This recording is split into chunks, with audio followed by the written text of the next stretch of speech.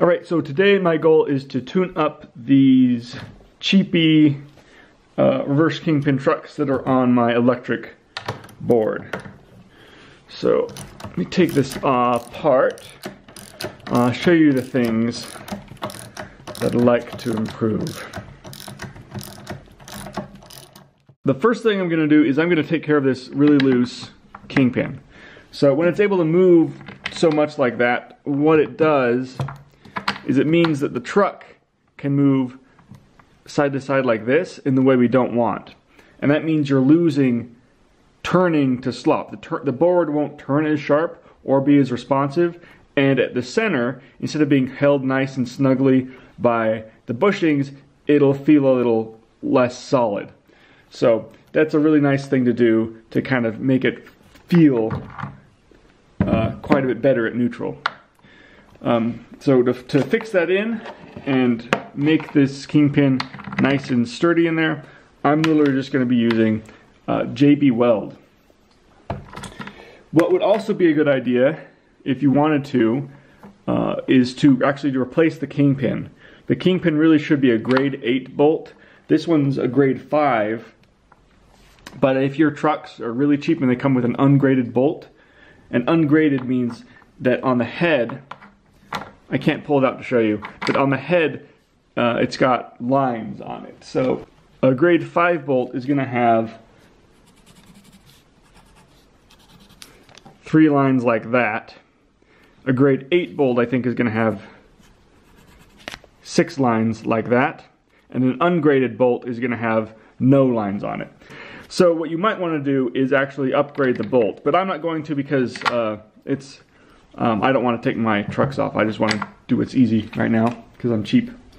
Alright, so first thing I want to do is actually to prepare the surface a little bit so that the JB Weld can stick to the bolt. And I'm just going to use some alcohol. This is denatured alcohol fuel, and it's green because I don't want it to be confused with water when I'm using it camping. So I'm just trying to get just some grease off the kingpin so that the JB Weld will stick. I'm not so concerned about grease in the base plate because it probably won't stick to the base plate very well, but as long as it sticks to the kingpin, that's fine. And if I ever need to pound out the kingpin to replace it, it should pull out the JB Weld and the kingpin and not stick the kingpin. So I think that's probably the more ideal way to do it. And it's pretty clean now. For some reason these trucks were just new, or just completely, everything about them was super greasy. So what I'm going to do is I'm just going to put out some JB Weld onto this post-it note. I like using post-it notes for JB Weld. It's like a nice little disposable thing. Shouldn't need too much. And that I usually just eyeball how even it is. And I like using Q-tips that I just break the end off for stirring and applying JB Weld. It's really convenient. And what I'm just going to do is I'm just going to smear it around the top as much as I can. As much on there.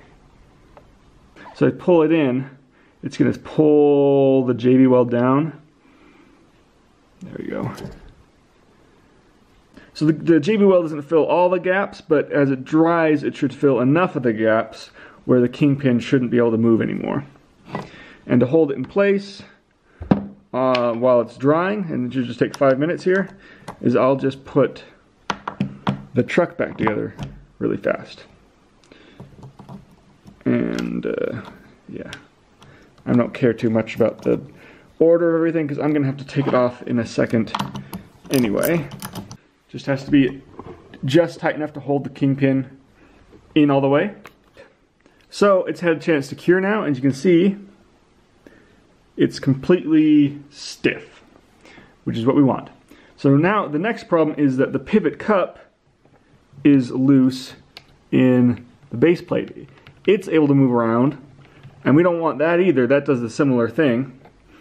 But even more than that, if you look at how this has been wearing, it's been the pivot cup has been rubbing and pivoting inside the base plate rather than the pivot on the truck pivoting inside the pivot cup, which is what we want. That's how it's supposed to work. So I'm going to do the same thing basically, and I'm going to JB weld the pivot cup into the base plate. And there's actually a little hole on the bottom here, so I'm going to get some piece of duct tape and tape up that hole so I don't have JB weld leaking out at me. And I'm not going to bother cleaning anything off this time. The reason I want to clean this off is so that when I put the kingpin in, it would spread out a little bit more evenly. But here it's so shallow, I can just get it in where I want, and I won't have that problem. So I'm going to mix up a new batch of JB weld.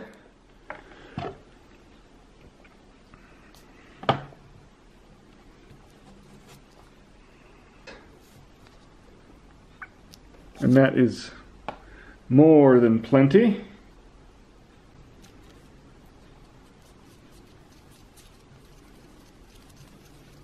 And when I'm mixing, what I'm doing is I'm using the action of spreading it across the paper to mix it. I'm not stirring it, I'm spreading it. And then as I spread it across, then I'm scooping it back up. And that's a real effective way to mix.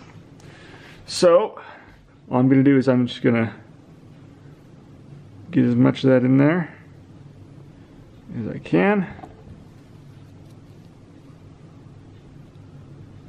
Whoop.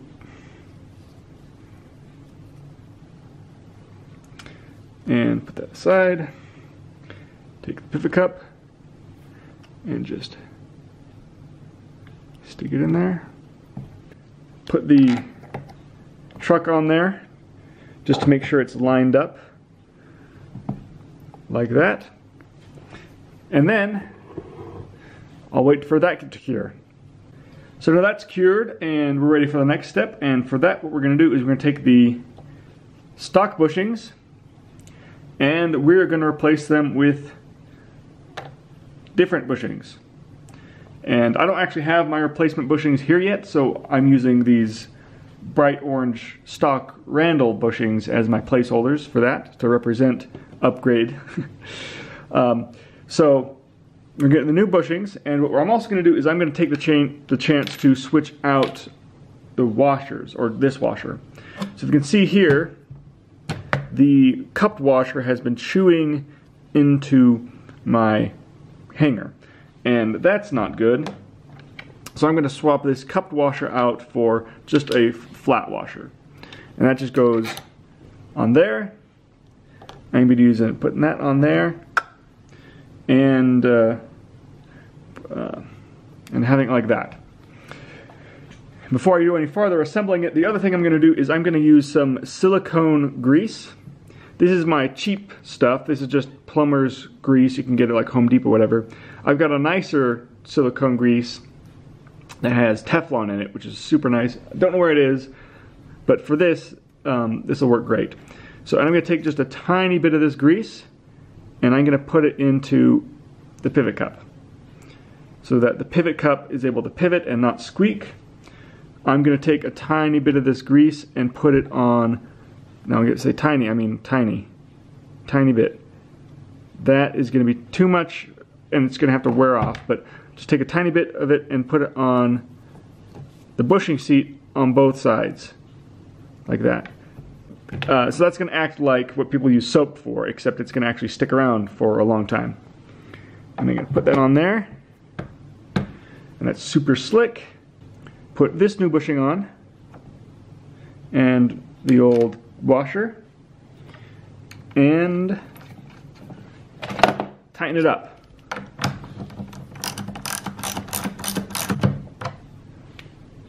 That seems really nice. Alright, so let's take a look at how much slop we're getting now. So if I'm just using, you know, a tiny bit of force, like what you might be experiencing when trying to go straight, and just riding on the flat, there's not a whole lot going on, and it's staying pretty center, which is really good. It's not, the kingpin isn't shifting back and forth, and the pivot isn't shifting, and it's staying very center. If I use a lot of force, I can get it to shift a lot, and that's gonna be taking place when you're carving, and it's not ideal, but that's gonna have to do with how unrestrictive and sloppy these bushing seats are, and there's not much you can do about that. But at least at center, it should still feel a lot better. Now, if we look at the rear, which is a lot heavier. Now, if we take a look at the rear, and I try it on the rear, which I haven't done yet, you can see how it's moving just with hardly any force. The whole thing is just shifting around, and that's what we've improved. And I'm sure you can understand why this would not be a very good ride. So I'm going to be updating this off camera after I'm done with this video. So let's take a quick look at it on the ground and just see how it feels. So as I lean, I'm able to lean a lot farther now, and that's due to the fact that I've got the double cones, and the fact that the bushing seat is greased. And I can lean farther than I will by the end of the day, because the extra grease will work itself out and make it a little bit stiffer again. The squeaking you hear is coming from the rear, which I haven't done yet. It's very squeaky. So overall, I'm pretty happy. It's a very quick improvement. The one thing I'm going to need to do, though, I do want this to be able to be carvy. So I'm going to have to sand out some wells so I can carve as far as I want to carve. So there we go, a cheap truck that's been tuned up. Longboard technology, over and out.